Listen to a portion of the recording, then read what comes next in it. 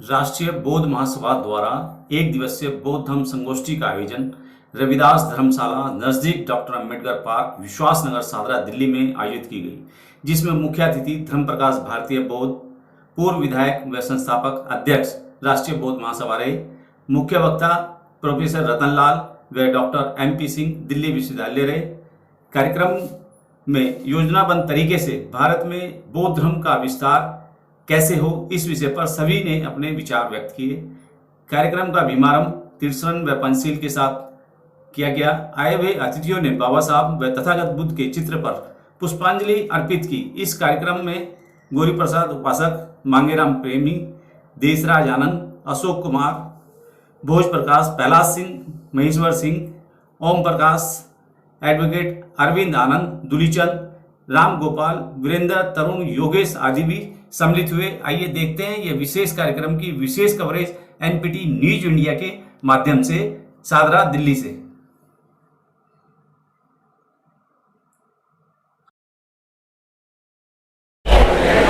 सर्वप्रथम विश्व को शांति का पाठ पढ़ाने वाले महामानव तथागत गौतम बुद्ध के चरणों में बार बार वंदन करते हुए दलितों, शोषितों, पीड़ितों के मसीहा विश्व रत्न परम पूजनीय बाबा साहेब डॉक्टर अम्बेडकर के चरणों में बार बार कोटि कोटि वंदन करते हुए बहुजन समाज में जन्मे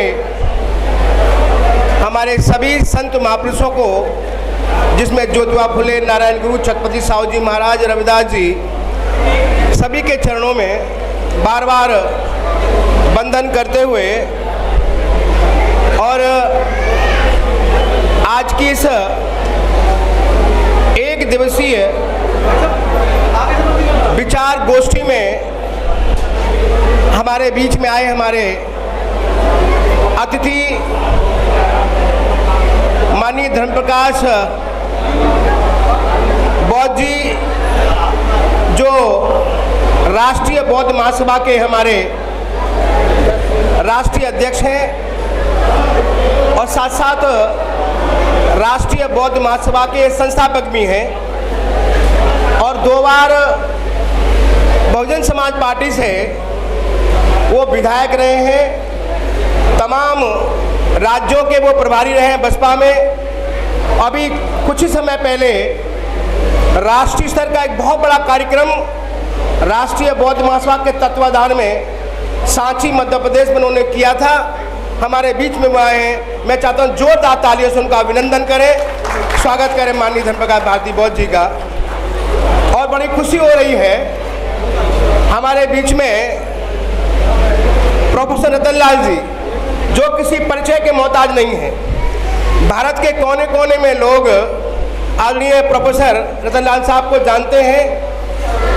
उनकी वीरता, उनकी कर्तव्यता, उनकी क्रांतिकारी जो उनको कदम है, इसके बारे में मैं समझता हूँ भारत के तमाम लोग उनको जानते हैं। जब मैं उनको आमंत्रित करने के लिए गया तो आपको जानकर बहुत खुशी होगी, जहाँ उनको रहने के लिए निवास दिया गया है, उस निवास पर माननीय जो प्रोफेसर साहब रतनलाल जी, उनके प्रांगण में जो सरकारी जमीन है, वहाँ बाबा साहब की आदमकद मूर्ति उन्होंने लगाई है। जो कोई मिलने इनसे आएगा सबसे पहले बाबा साहब के दर्शन होंगे। तो ऐसे महान व्यक्तित्व हमारे बीच में आए हैं। मैं उनका अभिनंदन और उनका स्वागत करता हूँ। मैं चाहता हूँ जोरदार तालियों से उनका भी हम लोग स्वागत करें, हमारे अतिथि जी का।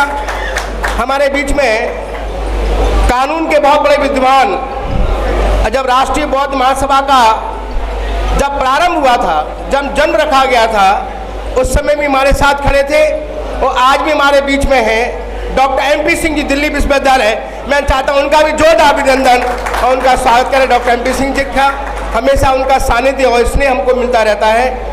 हमारे बीच में हमारे पूरे देश में राष्ट्रीय प्रचारक हैं, बौद्ध धर्म का वो प्रचार करती हैं, डॉक्टर अर्चना गौतम जी हमारी महिला है। मैं चाहता हूँ जोरदार उनका भी अभिनंदन स्वागत करें। जरा खड़े हो जाओ, पता लग जाएगा, खड़े हो जाओ।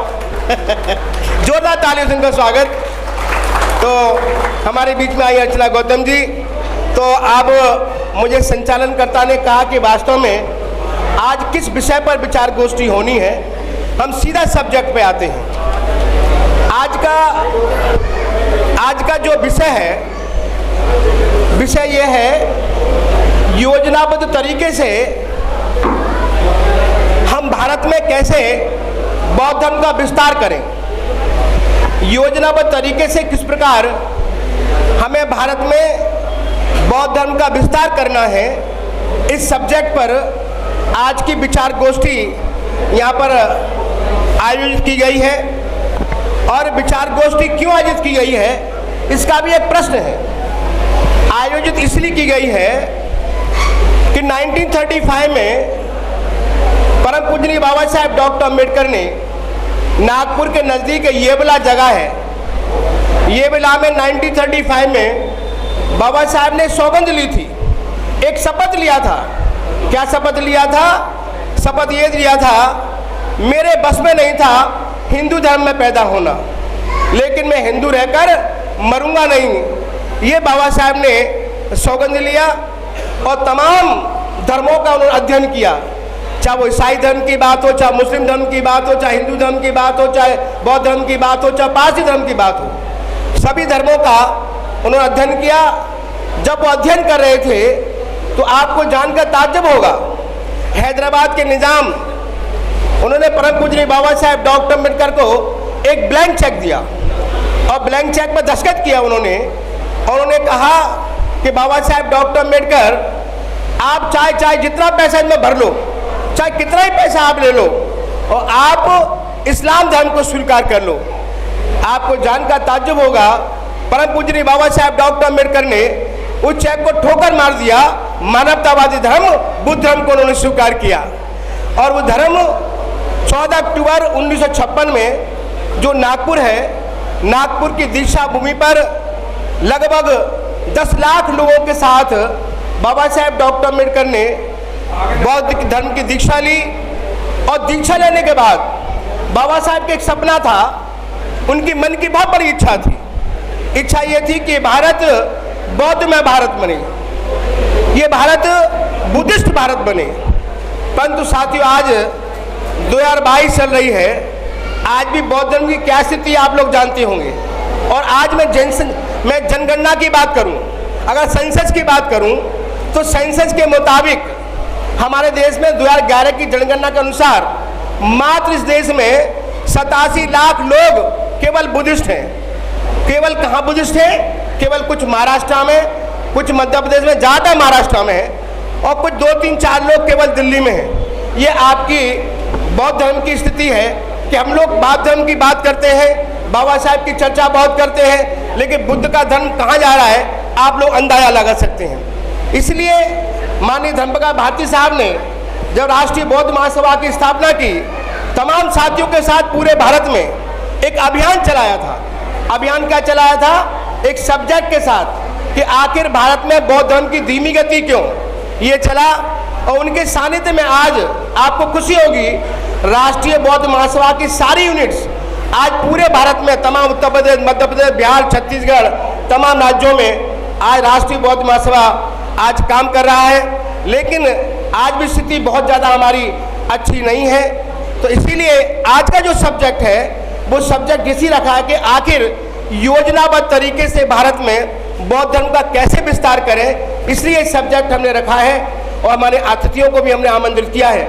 मैं अतिथियों से भी करबद्ध निवेदन करना चाहता हूँ कि जो हमारा सब्जेक्ट है, हमारे सब्जेक्ट पे हम लोग अपनी बात रखेंगे, ताकि हमारी जो बहनें, हमारे जो भाई, हमारे जो युवा पीढ़ी जो बुद्ध धर्म के बारे में कुछ नहीं जानते हैं, कुछ नहीं समझते हैं, हम कैसे बुद्ध धर्म को आगे बढ़ाएं, कैसे बुद्ध धर्म की संख्या भारत में हो, कैसे भारत में परम पूजनीय बाबा साहेब डॉक्टर अम्बेडकर का सपना पूरा हो, इस उद्देश्य पर हम लोग अपनी बात यहाँ पर रखेंगे। क्योंकि बहुत बहुत धन्यवाद। जय भीम, जय भारत, नमो बुद्धाय।